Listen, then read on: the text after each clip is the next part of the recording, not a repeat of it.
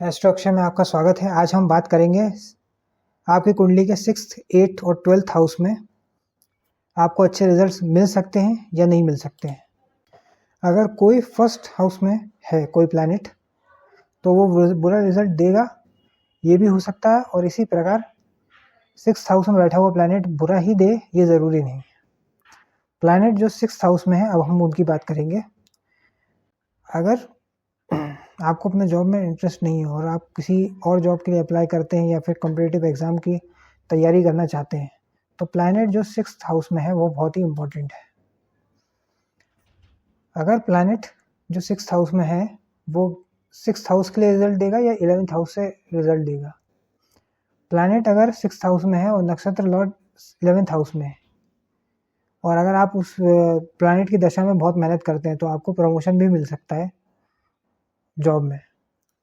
अगर आपको लोन चाहिए, क्योंकि 6th हाउस लोन का भी होता है, कार हो या होम लोन हो या कोई पर्सनल लोन हो, और अगर आपको नहीं मिल रहा है तो 6th हाउस बहुत ही इम्पोर्टेंट है। 6th हाउस का बैठा हुआ प्लैनेट का अगर दशा चलेगी तो आपको लोन भी मिल जाएगा। अगर आपको कई समय से बीमारी चल रही है और जो प्लैनेट 6th हाउस में बैठा है उसका कनेक्शन 11th हाउस से है और पहले हाउस से है, तो आपको उस डिसीज़ के बीमारी की जो सॉल्यूशन है वो मिल जाएगा जब उस प्लैनेट की दशा आएगी। मान लीजिए कि 6th हाउस में आपका शनि है और शनि की दशा चल रही है, या वीनस है और वीनस शुक्र की दशा चल रही है, तो आपको उस बीमारी का इलाज मिल जाएगा। अगर हम नेगेटिव रिजल्ट की बात करें तो ज़रूरी नहीं है कि वो हमेशा ही नेगेटिव रिजल्ट देगा। अगर एक प्लैनेट 6th हाउस में है तो आपको उससे रिलेटेड कोई भी गलती नहीं करनी है। जैसे जुपिटर 6th हाउस में बैठा है और अगर कोई व्यक्ति आपसे बात का नॉलेज के लिए आए तो आपको उसकी हेल्प करनी है। अगर वीनस बैठा है तो आपको अपने पार्टनर को जज नहीं करना है और अपोजिट जेंडर को कभी भी परेशान नहीं करना है। मरकरी अगर बैठा है तो कभी बच्चों के साथ कुछ बुरा नहीं करना है, नहीं तो आपको नेगेटिव रिजल्ट्स मिलेंगे। हमेशा महिलाओं का सम्मान करें। और जुपिटर अगर बैठा है तो कभी भी किसी पुजारी से, किसी टीचर से लड़ाई झगड़े ना करें। अगर आपका प्लैनेट जो 6th हाउस में बैठा है वो बुरे रिजल्ट देता है तो आपको पास्ट लाइफ कर्मा से रिलेटेड रहेगा, और रेमेडी सिर्फ यही है कि आपको 6th हाउस के सिग्निफिकेंस को गुड इंटेंशन से करना है। कोई लोन ले लें, या फिर आपको महिलाओं का सम्मान करना है, या फिर जुपिटर है तो आपको पुजारियों का सम्मान करना है, ऐसे करके। अब हम बात करेंगे 8th हाउस की। 8th हाउस से कर्म का फल मिलता है। 8th हाउस के प्लैनेट की दशा में लोगों को डर लगने लग जाता है। आप कुछ करने से पहले 100 बार सोचेंगे। मान लीजिए आप साइंटिस्ट हैं तो 8th हाउस की दशा जब चलेगी, जो प्लैनेट उसमें है उसकी जब दशा चलेगी तो अच्छे रिजल्ट आएंगे। ज्योतिष के फील्ड में है तो आपका 8th हाउस अच्छा चलेगा, तभी प्रोग्रेस होगा। प्रोग्रेस मतलब नॉलेज जो आपने सीखा है वो 8th हाउस के दशा चलना चाहिए। ऐसा ही पीएचडी होल्डर्स के साथ भी होगा।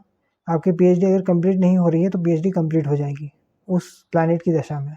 8th है, और इसका रेमेडी है कि 8th 8वें घर से रिलेटेड जो भी जानवर है उसको कभी ना खाएं या फिर कभी परेशान ना करें।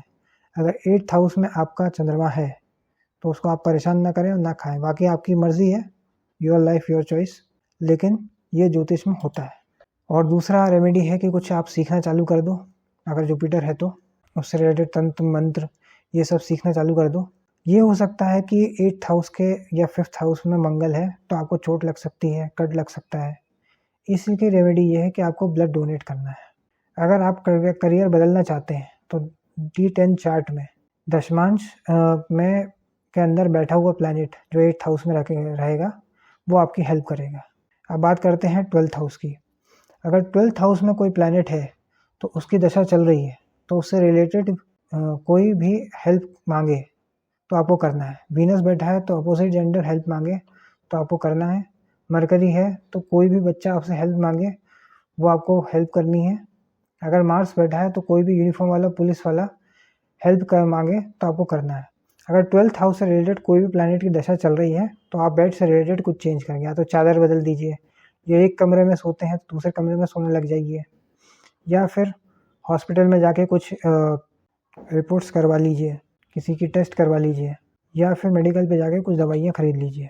और अगर आप ज़्यादा लोगों से मिलेंगे उस दशा में जो 12th हाउस में बैठा हुआ है, तो हो सकता है कोई दिक्कत हो जाए। इसलिए थोड़ा सा आइसोलेशन में रहिए, अकेले रहिए, अपने लिए टाइम निकालिए। मेडिटेशन भी अगर आप शुरू करते हैं तो दोनों 8th और 12th हाउस दोनों को फ़ायदा होगा।